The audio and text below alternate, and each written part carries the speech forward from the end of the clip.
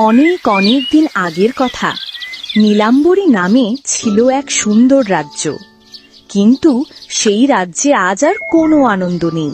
সবার মুখে শুধু বিষণ্ণতার ছাপ, কারণ রাজ্যের একমাত্র রাজকুমারী লীনাকে এক ভয়ঙ্কর গিরিদানব তুলে নিয়ে গেছে।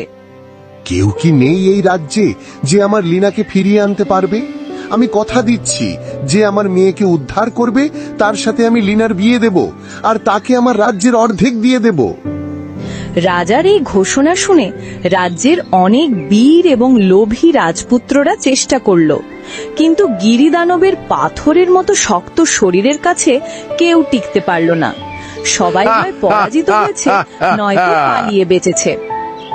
এই রাজ্যেই বাস করত আরিয়ান নামের এক গরিব কিন্তু সাহসী যুবক। তার মন ছিল স্বচ্ছ আর হৃদয়ে ছিল অসীম দয়া। রাজকুমারীর দুঃখে তার মনটাও খুব খারাপ ছিল। মা, আমাদের রাজকুমারীর জন্য আমার খুব কষ্ট হয়। আমি যদি তাকে ফিরিয়ে আনতে পারতাম। বাবা, আরিয়ান, তুই সাধারণ এক যুবক, তোর কাছে তো তলোয়ার বা বর্ম কিছুই নেই।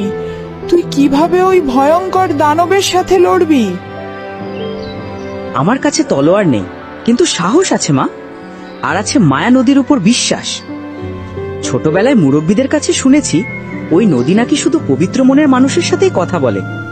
আমি একবার তার কাছে সাহায্য চাইতে যাব, যদি সে আমার ডাকে সাড়া দেয়। মায়ের দোয়া নিয়ে আরিয়ান চলল সেই জাদুকরী মায়া নদীর তীরে, যা রাজ্যের শেষ প্রান্তে গভীর বনের মধ্যে দিয়ে বয়ে চলেছে। গভীর রাতে আরিয়ান সেই নদীর তীরে পৌঁছালো। চারদিকে শুনশান নীরবতা। আরিয়ান নদীর দিকে তাকিয়ে মন থেকে প্রার্থনা করতে শুরু করলো। হে জাদুকরী নদী, হে মায়া নদী, আমি জানি তুমি সবকিছু শুনতে পাও। আমি কোনো ধন সম্পদ বা রাজত্বের লোভে আসিনি। আমি এসেছি আমাদের রাজকুমারীকে বাঁচানোর জন্য। আমার মন যদি পবিত্র হয়, আমার উদ্দেশ্য যদি সৎ হয়, তবে তুমি আমাকে সাহায্য করো, আমাকে পথ দেখাও। আমি তোমার ডাকে সাড়া দিয়েছি আরিয়ান। তোমার মতো পবিত্র মনের মানুষ আমি বহুদিন দেখিনি। সবাই আসে লোভ নিয়ে, কিন্তু তুমি এসেছো অন্যের মঙ্গলের জন্য।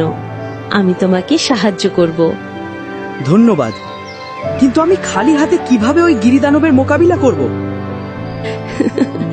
সত্যিকারের শক্তি বাহুতে নয়, মনে থাকে।